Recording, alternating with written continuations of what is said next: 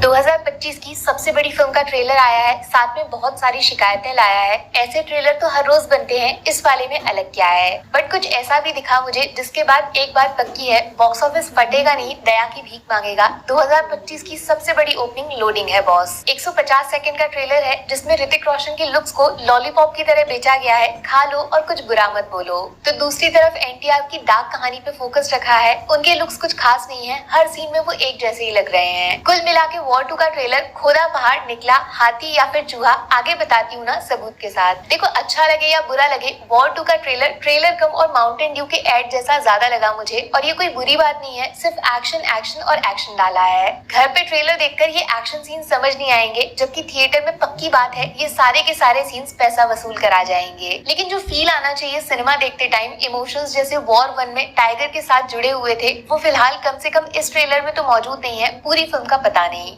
Background में serious music चला के और इंडिया फर्स्ट के नारे लगा के कोशिश तो की है ट्रेलर में इमोशंस डालने की, बट सब कुछ प्लास्टिक लग रहा है, फेक जैसा फील हो रहा है। चलो मेरे लिए ट्रेलर के दो बेस्ट सीन्स, एक तो ऋतिक का शॉर्ट फाइट होगा थिएटर में। इससे फिल्म में ऋतिक की जब एंट्री होगी तो थिएटर स्टेडियम बन जाएगा दोस्तों। और दूसरा सीन एनटीआर ने एचआर की आंखों में आंखें डाल के जो घूरा है ना बॉस, सबसे बड़ा तमाचा ये उन सबके चेहरे पे है जो एनटीआर को टीजर में वीक बोल रहे थे।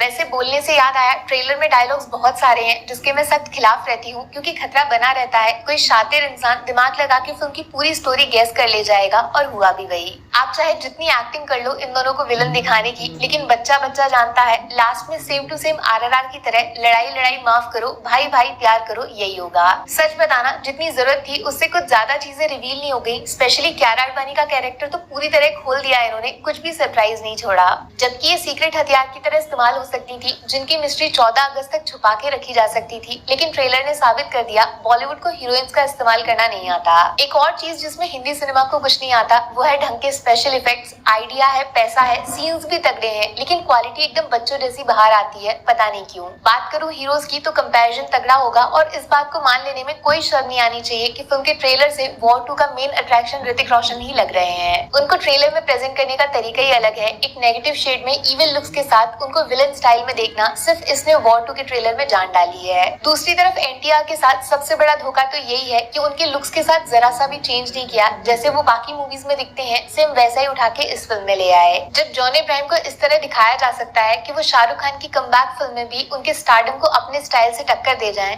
तो फिर एनटीआर का स्क्रीन प्रेजेंस जो सिर्फ एक सीन में नजर आया, उसको अयान मुखर्जी ट्रेलर में सही से इस्तेमाल नहीं कर पाए। उल्टा ये आमना सामना होता तो बवाल हो जाता। अब वो एक खास चीज जिसकी वजह से वॉर 2 उठेगी, लंबी छलांग मारेगी और शायद स्पाई यूनिवर्स की सबसे कमाऊ फिल्म बनेगी, उसका रीजन होगा ये खास चेहरा। कर्नल लूथरा को वॉर 2 के ट्रेलर में डालना बहुत जबरदस्त स्ट्रेटेजी है, क्योंकि यही वो एक इंसान है जो वॉर 1 को वॉर 2 से जोड़ता है और जिम को कबीर से जोड़ता है, और पठान में भी दर्शन दे चुका है। हो ना हो, वॉर 2 के ट्रेलर में जो चीज हमसे मिस हो गई वो है स्पाई यूनिवर्स का तगड़ा एंगल, जिसको जानबूझ के एकदम गायब कर दिया है वाईआरएफ ने। क्योंकि जब आप थिएटर ये ट्रेलर देखकर जाओगे और अंदर कुछ एकदम अलग स्टोरी पाओगे तो मुंह फटाका फटा रह जाएगा, क्योंकि एनटीआर सिर्फ डायलॉग बोलने नहीं आए, वो स्पाई यूनिवर्स के थैनोस हैं गुरु। वॉर 2 का ट्रेलर स्टाइलिश है, एक्शन सॉलिड है, कियारा जबरदस्त दिख रही है, ऋतिक के इवल लुक्स ज्वालामुखी जैसे गरम, और एनटीआर ने आंखों में आंखें डाल के हेटर्स का मुंह बंद कर दिया। बट सबसे बड़ी शिकायत तो यही है कि अभी भी ट्रेलर आने के बाद भी वॉर 2 को बेचा जाएगा सिर्फ उसके 2 लीड एक्टर्स के स्टारडम के दम पर।